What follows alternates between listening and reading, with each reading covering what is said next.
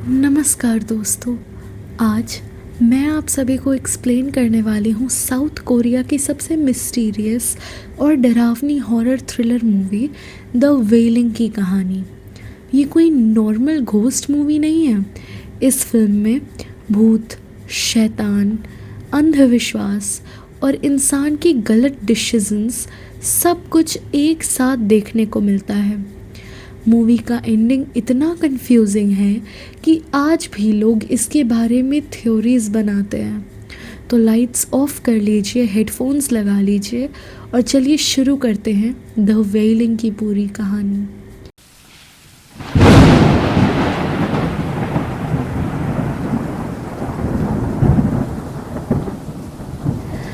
कहानी south Korea के एक छोटे से गांव गॉक्सेओंग में शुरू होती है। इस गांव में एक अजीब सी घटना होने लगती है। कुछ लोग अचानक पागल जैसे हो जाते हैं और फिर अपने ही परिवार वालों को मार देते हैं। पुलिस को समझ नहीं आता कि ये सब हो क्या रहा है। हमारा मेन कैरेक्टर है जोंगू, जो एक पुलिस ऑफिसर है। वो थोड़ा डरपोक और आम इंसान की तरह गलतियां करने वाला आदमी है। एक दिन उसे पता चलता है कि गांव के पास जंगल में एक जापानीज़ आदमी अकेला रहता है।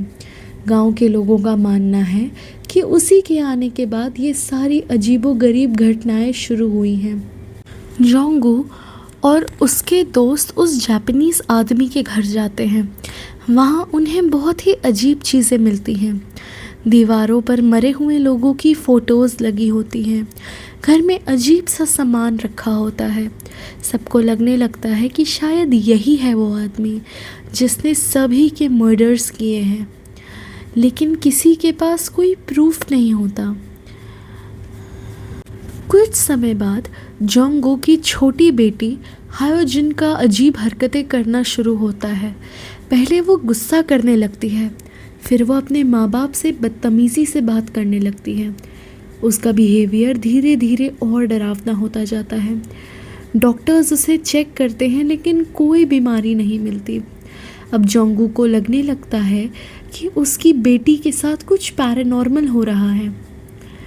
अपनी बेटी को बचाने के लिए जोंगू तांत्रिक को बुलाता है। तांत्रिक एक बहुत बड़ा रिचुअल शुरू करता है। रिचुअल के दौरान हायोजिन बहुत दर्द में नज़र आती है। इसी वक्त जापानीज़ आदमी भी जंगल में तकलीफ़ से गुज़रता हुआ दिखाया जाता है। ऐसा लगता है जैसे दोनों को किसी इनविजिबल कनेक्शन से जुड़े हुए हैं। जोंगू को लगता है कि रिचुअल काम कर रहा है, लेकिन जब वो अपनी बेटी को तड़पता देखता है तो डर जाता है और रिचुअल को रोक देता है। यही फैसला बाद में बहुत बड़ी गलती साबित हो जाता है। मूवी में एक मिस्टीरियस वुमन भी है जो सफ़ेद कपड़े पहनती है। वो बार बार जोंगू को वार्निंग देती है कि जापानीज़ आदमी पर भरोसा मत करो, लेकिन जोंगू कंफ्यूज हो जाता है। उसे समझ नहीं आता है कि कौन सच बोल रहा है, जापानीज़ आदमी, तांत्रिक या सफ़ेद कपड़ों वाली औरत। सच्चाई धीरे धीरे सामने आने लगती है। मूवी के आखिरी हिस्से में पता चलता है कि जापानीज़ आदमी कोई नॉर्मल इंसान नहीं है।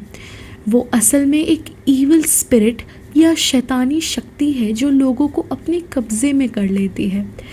वो लोगों को पागल बनाकर उनसे खौफनाक क्राइम्स करवाता है। सफ़ेद कपड़ों वाली औरत असल में लोगों को बचाने की कोशिश कर रही होती है, लेकिन जोंगू उसकी बात पर पूरा भरोसा नहीं करता।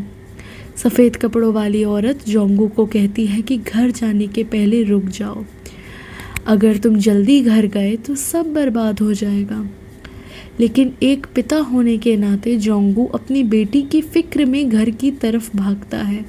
जैसे ही वो घर पहुंचता है, उसकी सबसे बड़ी गलती हो जाती है। ईविल स्पिरिट अपना काम पूरा कर चुकी होती है। उसके परिवार पर बहुत बुरा असर पड़ चुका होता है। मूवी की एंडिंग बहुत ट्रैजिक और डिप्रेसिंग है। द वेलिंग की एंडिंग हमें यह बताती है कि कभी कभी डर और कन्फ्यूजन इंसान को गलत डिसीजंस लेने पे मजबूर कर देता है। जोंगू बार बार गलत लोगों पे भरोसा करता है और सही वार्निंग्स को इग्नोर कर देता है। इसी वजह से वो अपने परिवार को नहीं बचा पाता। मूवी ये भी दिखाती है कि बुराई हमेशा डरावनी शक्ल में नहीं आती, कभी कभी वो आम इंसान की तरह भी नज़र आ सकती है।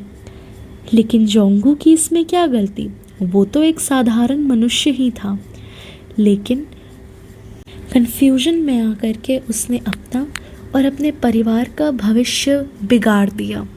तो दोस्तों, यही थी द वेलिंग की पूरी कहानी। आपको क्या लगता है, क्या जापानीज़ आदमी शुरू से ही शैतान था या कहानी में कुछ और भी छुपा हुआ था? अपनी थ्योरी कमेंट्स में ज़रूर बताना। अगर वीडियो पसंद आई हो तो शेयर, लाइक, चैनल को सब्सक्राइब करना मत भूलना।